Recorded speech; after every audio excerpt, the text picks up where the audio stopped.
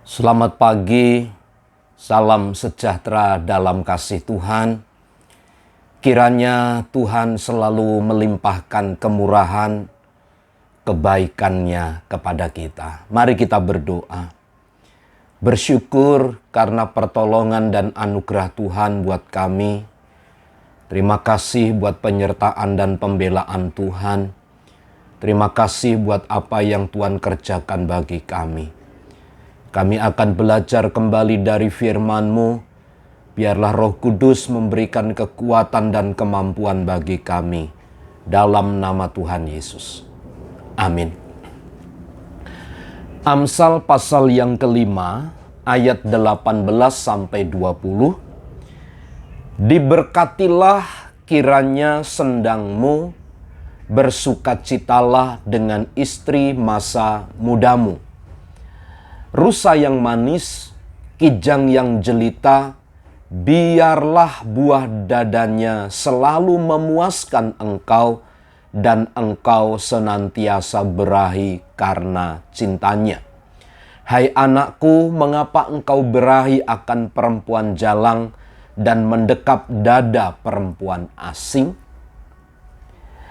Satu teguran atau satu sindiran, atau bahkan bisa saya katakan satu celaan, satu hinaan sebenarnya, secara tidak langsung disampaikan oleh Salomo kepada generasi, kepada anak-anak muda, kepada orang yang percaya, yang mengikuti hawa nafsu dunia, yang bertentangan dengan kebenaran.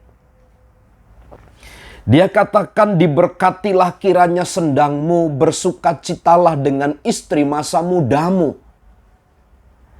Sebuah pernyataan yang memang menghina disampaikan oleh Salomo kepada mereka yang menetapkan dirinya untuk melakukan kegiatan-kegiatan yang jahat, yang berdosa.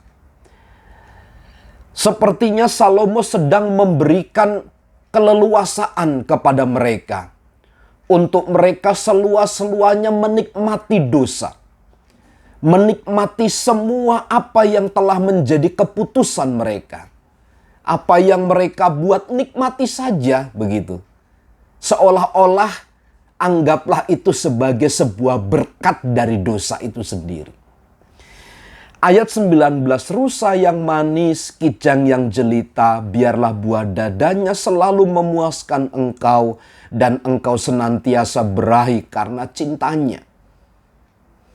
Orang-orang yang mengikuti kehendak daging, orang-orang yang tinggal dan hidup senang kepada dosa, mereka memandang dosa itu sebagai sesuatu yang nikmat.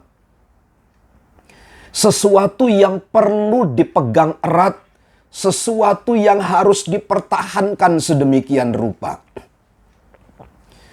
Dosa memang untuk sementara mendatangkan nikmat secara duniawi.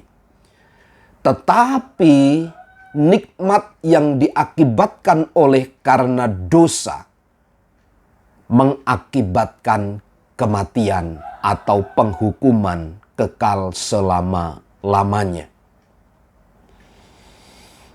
Menikmati dosa, hidup di dalam dosa. Sepertinya orang begitu tertarik menurut pernyataan dari Salomo ini. Begitu nikmat, begitu cinta. Tetapi lihat, minggu lalu kita belajar bagaimana mereka sedang dituntun ke arah kematian yang kekal. Ayat 20, hai anakku, mengapa engkau berahi akan perempuan jalang dan mendekap dada perempuan asing? Lihat, kembali Salomo menyadarkan mereka.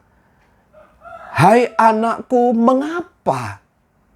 Dia mempertanyakan, kenapa harus orang-orang yang ada di sekitarnya mengikuti hawa nafsu duniawi. Tidak habis pikir Salomo melihat hal itu. Dan ini satu kepedulian besar dari seorang hamba Allah agar gereja, agar umat, agar generasi selanjutnya mengalami perubahan hidup.